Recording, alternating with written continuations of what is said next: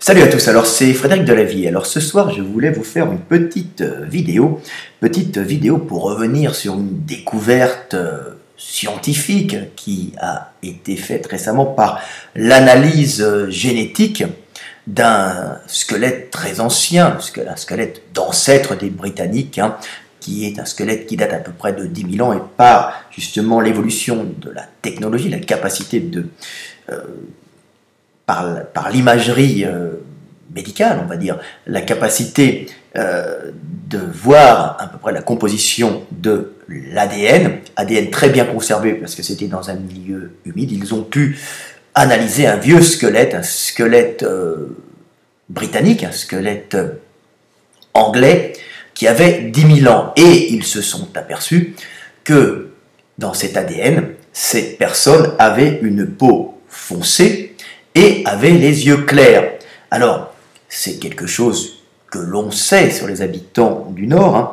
On sait très bien que, avant l'arrivée de l'agriculture, les chasseurs-cueilleurs n'avaient pas une peau très claire.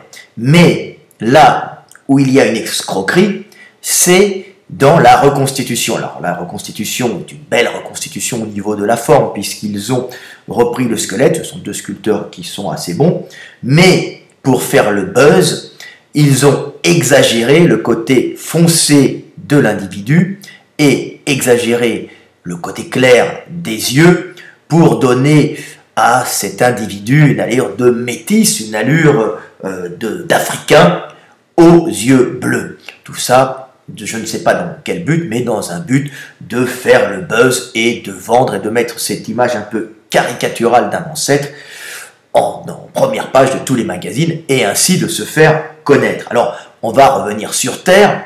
Ce qui est sûr, c'est que tous les hommes viennent d'Afrique, puisque nos ancêtres qui étaient des primates se sont développés en zone tropicale humide. Donc c'était des petits primates arboricoles qui se sont redressés en forêt et ensuite qui ont commencé à arpenter la savane, et de fil en aiguille, ils se sont développés, ils sont devenus plus intelligents, il y a eu le partage des tâches et ils se sont mis à coloniser le monde entier. Coloniser souvent sur des pressions démographiques, on monte plus souvent au nord que l'on descend au sud, pour la bonne raison que quand on monte sur un territoire qui est déjà, on monte au nord où il n'y a pas de concurrence, et si on veut redescendre, on va tomber sur des autres êtres humains qui étaient là et dont venaient, et qui vont pas apprécier qu'on vienne sur leur terrain de chasse. Donc en général, les migrations se sont toujours faites majoritairement du sud au nord et ensuite de l'ouest à l'est, c'est-à-dire en prenant des territoires qui étaient vierges. Après, quand les territoires ont été occupés, chaque groupe s'est, on va dire, développé et s'est adapté au climat qui était là et ont généré des individualités morphologiques, biologiques dans chaque peuple, ce qui fait la diversité des hommes. Mais bien sûr, les hommes étant mobiles, ils passent, ils reviennent un peu. C'est beaucoup plus dur de revenir sur un territoire qui est peuplé, car il va y avoir concurrence calorique, beaucoup plus facile pour les femmes, à partir du moment où l'humanité a à peu près une répartition globale. D'abord, ce sont des groupes humains qui montent, avec les femmes et les enfants, et ensuite, il n'y a plus que les femmes, dans un second temps, qui se déplacent globalement. Après, il y a des migrations de peuples entiers, mais c'est beaucoup plus dur. Et ce sont les femmes qui sont repassées après dans les tribus, qui pourraient redescendre au sud ou repasser à l'ouest, ou aller de la tribu voisine, parce qu'on accueille toujours avec bienveillance une matrice supplémentaire, alors qu'un homme, c'est toujours une concurrence calorique qui va vous prendre vos femmes, et on dégage un coup de pied dans le cul. Ça, c'est la meilleure option si on ne le tue pas. Donc, cette reconstitution de ce Britannique qu'ils ont appelé Sheddarman, l'ancêtre des Britanniques, avait la peau noire. Alors ça, c'est le point, mais le monde a fait la même chose. Et c'est une vaste fumisterie, puisque, effectivement, l'ADN prouve qu'il était basané, bronzé, ce qui est évident, puisque de toute façon, on a blanchi à partir du néolithique, et je vais l'expliquer, mais il n'avait pas cette peau extrêmement noire qu'on peut montrer, parce que même s'il avait eu des gènes noirs, ils avaient déjà en partie blanchis, ils étaient moins foncés qu'un Africain subsaharien. C'est une caricature qu'ils nous ont fait là. Hein. C'est vraiment pour faire le buzz. Et de toute façon, au nord, où c'est moins lumineux, même si on est assez bronzé, génétiquement, on a justement des cellules générant de la mélanine pour protéger la peau, elles ne vont pas s'activer sous les rayons ultraviolets, car il y a peu de soleil, donc ils vont du coup être moins bronzés, et évidemment s'il y avait des réchauffements, un été violent, ils pourraient reprendre une teinte assez foncée, hein, à la façon d'un maghrébin, un peu un marocain, un peu foncé, hein, ou je sais pas, mais un indien du sud, ou un indien du nord plutôt, ou plutôt un peu du sud peut-être, ou un Inuit, hein. Si vous regardez les Inuits et les Esquimaux, ils ont une peau assez foncée, hein, pour la bonne raison qu'ils ont un régime qui ne les oblige pas, malgré le manque de luminosité, à blanchir. Alors, cet ancêtre, je vais vous lire un peu l'article, hein, c'est marrant, vous allez le lire, hein, je vais le lire. Alors, Sheldarman, l'ancêtre des Britanniques, avait la peau noire. Cette découverte a été réalisée grâce à la qualité de l'ADN prélevé et aux nouvelles techniques de séquençage du génome. Sheldarman vivait il y a 10 000 ans.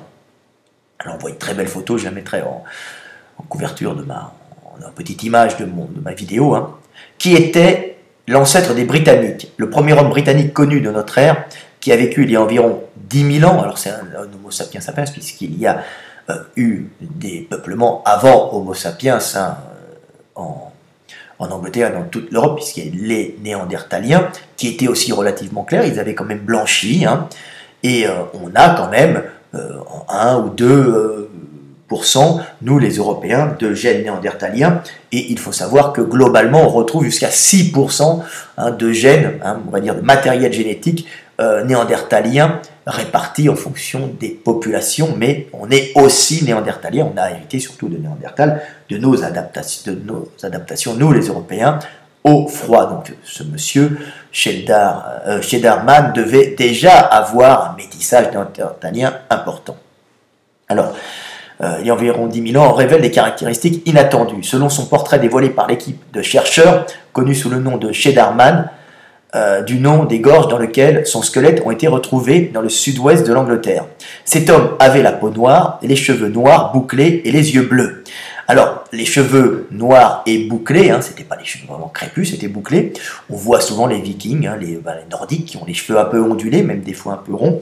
Hein. Pourquoi? Parce qu'en général, dans les zones humides, et où il pleut pas mal, des cheveux un peu bouclés, quand il fait humide et froid, ça évite à l'eau de pénétrer à l'intérieur et ça fait des couches d'air et protectrices, et souvent ils avaient la barbe. Alors la reconstitution de ce monsieur que vous allez voir, hein, que je vous ai montré, que vous avez lu en couverture, et aussi imberbe, hein, et rasé. On ne voit pas pourquoi ce monsieur était rasé, vu qu'à l'époque il n'avait pas de rasoir. Hein, se raser est une pratique qui est efficace quand on a un matériel technologique permettant de raser de près. Donc ça vient avec des lames, éventuellement des lames en obsidienne, hein, c'est une espèce de roche, un verre volcanique, hein, qu'on peut couper et raser, mais c'est pas on ne faisait pas tous les jours, hein, pour les hommes, c'est arrivé plutôt après avec des rasoirs, avec l'arrivée du métal, hein, de la sidérurgie. Donc on a quand même une image un peu délirante, hein, de Sheldarman, un noir, la peau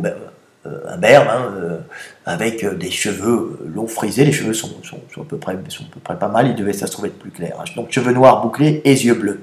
Il ne devait pas avoir les yeux si clairs que ça, hein, puisque les yeux clairs sont souvent liés à un ensemble de gènes, hein, et ce n'est pas si évident de déclarer qu'il avait les yeux bleus. Il avait sûrement de la possibilité d'avoir des yeux bleus, ou dans sa famille il devait y avoir des yeux clairs, mais là on l'a représenté avec 2 billes de verre, avec les yeux bien clairs, pour nous faire le métis parfait, ce qui est ridicule.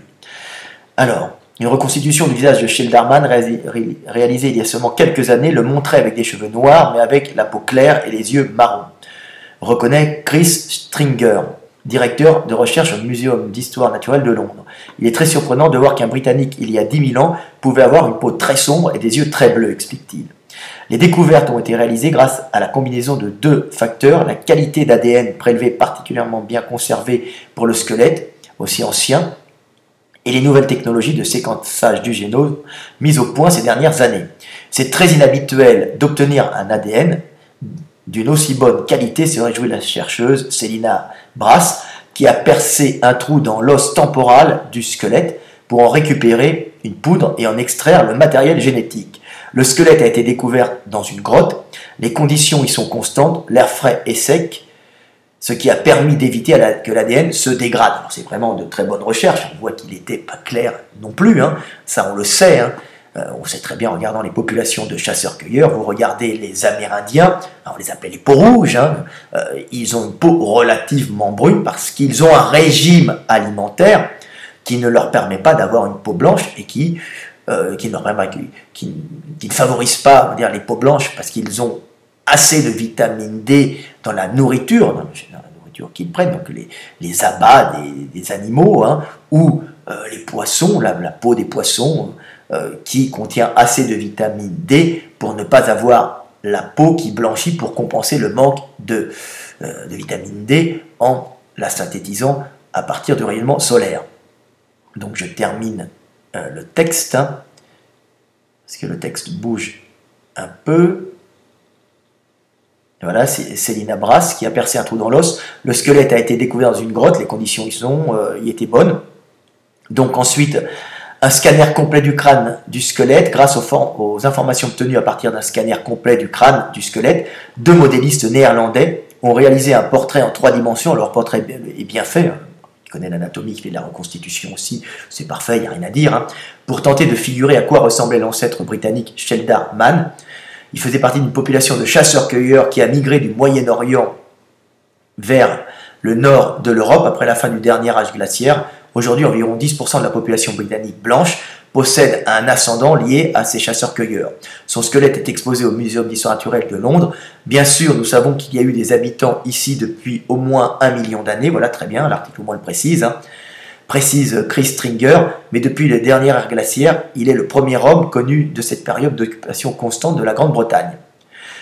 Pour explication, l'évolution de la couleur de la peau de la population vers des teintes plus claires, les chercheurs associent 2 éléments. Nous savons que la couleur de peau plus claire est apparue au cours des 10 000 dernières années. Alors, je vous demande d'aller regarder mes vidéos que j'ai faites qui sont excellentes sur les blondes aux yeux bleus, hein.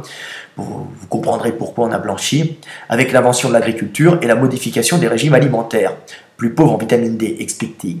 Nous ne suggérons pas que Sheldar Mann a évolué pour développer une peau plus claire, mais il y a eu des vagues de peuplement de personnes maîtrisant l'agriculture et elles ont apporté des gènes d'une couleur de peau plus claire. Oui, alors il a un peu raison, un peu tort, puisqu'ils ont dû déjà évoluer, hein, ils évoluaient doucement aussi, puisque les mutations arrivaient, et la sélection de ces mutations pour avoir la peau plus claire était obligatoirement intense à partir du moment où il y a un changement alimentaire. Mais de toute façon, comme le climat de l'Angleterre était déjà brumeux et peu lumineux, il devait déjà y avoir une sélection intense sur les individus déjà plus clairs, mais ça a été vraiment accentué avec l'arrivée de populations d'agriculteurs et un régime riche en calories, mais pauvre en certains micronutriments comme la vitamine D, obligeant les individus à blanchir.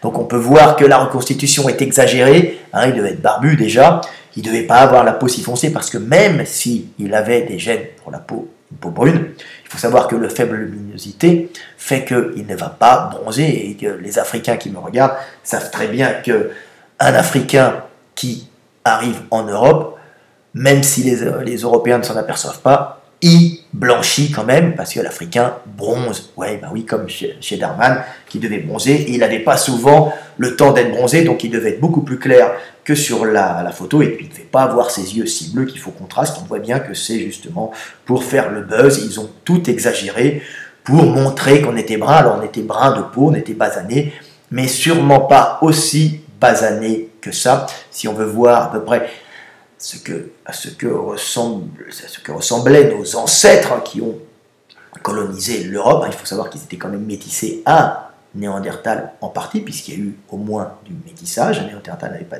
disparu, donc ils devaient avoir des rencontres. Hein. Ils étaient déjà plus clairs, ils avaient déjà été métissés un peu avec Néandertal, même s'il n'y avait pas beaucoup, ils avaient déjà blanchi un peu, même s'ils conservaient une peau brune. Hein. Alors, ils confondent bronzé, brun avec noir africain. Ça fait bien, on a l'impression qu'ils veulent valider l'immigration. Vous voyez, c'est bien, c'est ni bien ni mal, mais quand on est scientifique, on essaye de montrer la réalité. Alors, pourquoi nous, les Européens, on a blanchi? À partir de quelle période on a vraiment blanchi? Alors d'abord, on a commencé à blanchir quand on est remonté d'Afrique, puisque il y a eu des migrations de sapiens il y a 30, 40, 50, 60 000 ans qui se sont répartis sur la planète, mais qui se sont mélangés à des souches qui étaient déjà là, qui avaient déjà blanchi pour s'adapter au climat, puisqu'il n'y avait plus de sélection des individus très bruns, même s'il n'y avait pas de carence alimentaire sévère pour les mamans, si elles étaient, des carences en vitamines et en calcium, du coup, vitamine D et en calcium, si elles étaient relativement brunes. Mais quand même, c'était pas le top, donc on blanchit, il n'y a pas de sélection, en tout cas sur les traits bruns, même s'il n'y a pas d'élimination des traits bruns. Être plus clair ne posait pas de problème puisqu'on n'allait pas brûler au soleil au nord, loin de là. Donc, comment ça se fait que les Européens ont blanchi? Là, on arrive à une explication que je vous ai déjà donnée. Tout simplement parce qu'avec le passage à l'agriculture, progressif, on a changé notre alimentation et on a été moins chasseurs-cueilleurs. Donc, on mangeait moins de produits animaux puisque les végétaux nous apportaient beaucoup plus de protéines. On a commencé à cultiver des végétaux, à les travailler, à les broyer, à avoir du blé, à avoir des ancêtres du blé. En Europe, on en a eu d'autres au Moyen-Orient, en Orient, mais de toute façon, les hommes se sont retrouvés avec des carences en vitamine D contenues dans les abats des animaux ou dans le poisson. Alors on s'aperçoit par exemple que les Inuits du bord de mer sont beaucoup plus foncés que les Inuits, quand il y a des tribus, ou que les Esquimaux, on va dire que les habitants de ces zones du Grand Nord peu ensoleillées, ils restent bruns parce qu'ils ont une alimentation riche en vitamine D, donc ils n'ont pas besoin de blanchir pour pouvoir justement sécréter cette vitamine D et avoir une bonne fixation du calcium et bien se développer. Et qu'on voit par contre les Inuits ou les Esquimaux qui vivent plus de rennes et qui sont plus dans les terres comme en Sibérie, blanchir. Blanchir, pourquoi? Parce qu'ils ont moins de vitamine D dans leurs aliments qui est donné par les poissons, même s'ils contiennent encore des aliments, ils restent encore, c'est un peu coloré, mais il y a une couleur, la couleur change, on est plus brun près des côtes parce que justement la vitamine D permet justement de ne pas avoir à blanchir pour pouvoir avoir assez de calcium et fixer le calcium dans l'alimentation. Donc, à partir du moment où nous, les Européens, avons été agriculteurs, grosse carence en vitamine D. Donc, à ce moment-là, mauvaise fixation du calcium. Et qu'est-ce qui se passait? Ce ne sont pas les hommes qui avaient des problèmes, nos petits sont restés pâles quand même, et puis grandissent vite, ils mangent, donc les enfants pouvaient avoir des problèmes, mais c'était surtout les mamans qui à l'époque faisaient beaucoup plus d'enfants, une chasseur-cueilleur et une femme d'agriculteur va, elle, être beaucoup plus carencée, même si elle a beaucoup plus de protéines et de végétales. Elle a une régulation, on va dire, énergétique sur l'année. Elle a quand même ses briques énergétiques, elle a ses hydrates de carbone, ses sucres, elle a ses protéines, mais il lui manque l'essentiel pour pouvoir bien fixer le calcium, qui est la vitamine D contenue dans les abats, et dans les graisses de poisson, par exemple. Donc, si elle faisait plusieurs enfants, elle risquait de faire du rachitisme de l'adulte, donc des déformations osseuses, et elles avaient de graves problèmes, et elles mouraient. Donc, sélection intense sur les mamans, et à partir du moment où il y a eu le néolithique, donc le passage à l'agriculture, on a vu sûrement une hécatombe très importante chez les mères, qui en mettant plusieurs enfants au monde, se généraient des carences, puisqu'elles perdaient leur calcium par les mamelles, en donnant à manger aux petits, et elles ne fixaient plus le calcium. Donc, ce sont les femmes les plus pâles qui ont survécu, car elles compensaient le manque de vitamine D dans la nourriture par la synthétisation de la vitamine D par leur peau blanche. Et ce qui s'est passé était dramatique, puisqu'on a dû avoir des milliers de femmes qui sont mortes, et une sélection qui s'est accélérée, donc un blanchissement des populations d'agriculteurs très rapide qui s'est fait par l'hécatombe des femmes, tout simplement. Et les petits-enfants aussi devaient avoir des problèmes, et on le ressent encore dans nos populations européennes. Hein. C'est pour ça que nos petits-enfants ont encore la peau blanche et les cheveux blonds. Pourquoi? Et on dit nos chères petites têtes blondes, alors qu'en vieillissant, ils brunissent, tout simplement parce que nous, les enfants des populations, nos enfants, les enfants des populations européennes, ont une peau pâle, ont des cheveux blonds en général. Pourquoi? Parce que les gènes de la blondeur sont souvent associés aux gènes de la pâleur de peau. Il y a une corrélation, hein, pas tout le temps, puisqu'il y a des fois des individus, je crois que c'est en Papouasie, il y a des tribus qui sont blondes avec la peau noire. Ce sont des mutations qui ont été conservées, qui sont rarissimes, qui se conservent un peu dans certains groupes ethniques qui ont vécu ensemble sans avoir trop de mélange. Mais en général, en Europe, les gènes de la blondeur sont souvent associés en corrélation avec les gènes de la pâleur de peau. La même chose pour les yeux bleus, hein, même si on peut avoir des yeux bleus et une peau plutôt plus foncée, comme on l'a vu avec cet ancêtre britannique, hein, ils ont exagéré la couleur des yeux bien sûr. Les yeux bleus sont souvent associés à une peau plus claire, d'où la spécificité d'avoir les Européens du Nord qui sélectionnaient les blonds aux yeux bleus, surtout en général par les femmes. Une blonde aux yeux bleus était une bonne génitrice qui n'allait pas faire de carence en calcium, hein, c'était des signes extérieurs de bonne génitrice, parce que être blonde aux yeux bleus signifie souvent qu'on a la peau très claire, hein, puisque le gène de la blondeur et le gène des yeux bleus est souvent en corrélation avec la pâleur de peau, donc la capacité pour une maman de synthétiser de la vitamine D et de ne pas mourir de manque de calcium, hein, et de pouvoir donner plus de calcium à son petit, donc d'accélérer, de permettre l'accélération, de favoriser la croissance des petits. Donc c'est pour ça que les Européens ont blanchi vraiment nettement à partir de 10 000 ans, à partir du moment où il y a eu les changements alimentaires. Ce blanchissement était une sélection intense sur les mamans, mais aussi sur les petits-enfants. Un homme à l'âge adulte peut se permettre de vivre dans un milieu peu lumineux, hein, ça ne lui posera pas de problème, parce que son calcium, il le garde pour lui, il ne le refile pas par ses mamelles assez petits, donc il en a assez pour se développer. Donc c'était surtout fondamental pour les petits-enfants qui grandissaient avec des carences, et pour les mamans surtout. Donc la blonde aux yeux bleus, en Europe du Nord, c'est un symbole de beauté, un peu comme on peut voir des préservations de rouquines en Irlande ou en Écosse. Pourquoi? Des rouquines avec taches de rousseur, parce que la rouquine, en général, a une peau extrêmement blanche et elle crame au soleil, mais par contre, qu'est-ce qu'elle va bien fixer le calcium, hein, puisqu'elle a une peau tellement blanche, encore plus blanche que les blondes en général, qu'elle peut faire plein d'enfants dans l'atmosphère brumeuse de l'Écosse ou de l'Irlande, qui est bien connue pour ne pas être très lumineuse. Hein. On voit que nous sommes les enfants du climat. Alors pourquoi les Asiatiques, eux, n'ont pas développé ça? Parce que si on connaît la luminosité du continent asiatique, on va dire des Chinois, du nord de la Chine, hein, on va dire ce qu'on appelle l'Empire chinois, hein, ils sont bruns, ils se ressemblent tous, hein, pour nous les Européens, alors qu'il y a des traits, ils sont tous bruns avec la peau claire, mais bruns en général, ils sont moins clairs, ils ont un peu plus. Pourquoi? Parce que l'Asie est en général, l'Asie du Nord, plus claire, il y a des précipitations, mais elles viennent d'un coup, et c'est pas le même genre de précipitations, et nous on a vraiment un climat océanique très pluvieux en permanence sur de longues périodes, avec beaucoup moins de luminosité, proportionnellement, hein, surtout l'Europe du Nord et l'Europe atlantique.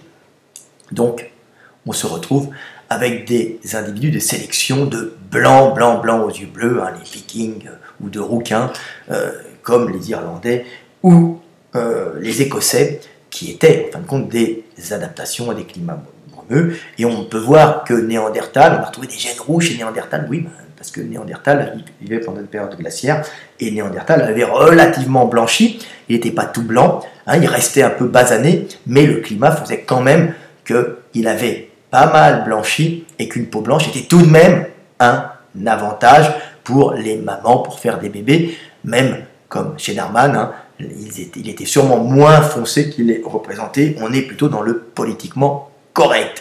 Donc voilà, petite vidéo pour vous expliquer un peu que c'est une belle reconstitution, mais elle est exagérée pour faire bien, pour faire le buzz et pour faire croire que tout le monde est métissé, que nous, les Européens, nous sommes noirs. Non, on n'est pas noirs. Ça fait longtemps qu'on a blanchi. On n'avait pas besoin de blanchir plus. On était plutôt des basanés pendant très longtemps, mais on n'était pas des noirs africains. Ce qui ne veut pas dire que toute l'humanité ne vient pas d'Afrique, mais il faut arrêter de faire du politiquement correct en essayant de noircir les Européens pour faire croire à tout le monde que l'on peut être noir en Europe. Non, on ne peut pas être noir comme ça en Europe. C'est un mensonge pour vendre du papier et faire le buzz. Voilà, petite vidéo. J'espère que vous avez compris comment ça fonctionne. Alors, je le répète encore, parce qu'il y avait des gens qui me disaient, oui, mais pourquoi alors les Africains remonteraient alors que maintenant... pourquoi les Africains ne redescendraient pas après? Non. En général, les montées, je le répète encore, hein, se font toujours du sud au nord, après ça tourne, mais malheureusement au niveau de l'humanité, on ne redescend pas parce qu'il y a surpopulation et les humains montent toujours dans des zones où il n'y a pas de population parce qu'ils fuient la concurrence. Tout ça est énergétique, hein. Si les hommes se déplacent sur Terre et si les hommes migrent dans un premier temps, c'est toujours pour des raisons énergétiques de surpopulation parce que rien n'oblige l'homme à partir si ce n'est le fait d'être trop nombreux et d'avoir des conflits. Donc c'est ça, hein. Mais même si les hommes sont montés lentement, il faut voir comme, parce que le nord c'est pas sympa, on monte jamais vite au nord, c'est tout le temps désagréable de monter dans des pays durs comme les pays du nord. Par contre on peut voir que la colonisation de l'Amérique s'est fait beaucoup plus vite du nord au sud. Pourquoi? Parce que quand on arrive au nord, on n'a qu'une seule envie, c'est de descendre dans un climat plus clément parce qu'on se caille les couilles et on peut mourir plus facilement de froid. Les hivers sont rigoureux, donc quand un hiver est trop rigoureux, eh ben on va descendre dans une zone plus clémente et c'est comme ça que la colonisation, on va dire, des Amériques par les hommes, en passant par le détroit d'en haut, là, comment il s'appelle, l'Alaska, hein, s'est fait extrêmement rapidement. Il a fallu quelques milliers d'années pour descendre du nord au sud, alors qu'il faut des dizaines de milliers d'années pour monter du sud au nord, parce qu'on est bien au sud, tout simplement. Voilà, petite vidéo pour vous faire comprendre l'humanité, et nous sommes tous frères, nous venons tous d'Afrique, mais il ne faut pas faire croire que les Européens sont des Noirs, que les Noirs sont des Européens. Nous venons tous du même endroit, mais nous avons tous généré des adaptations en nous, en migrant et en nous adaptant à des climats bien différents. Allez, à bientôt!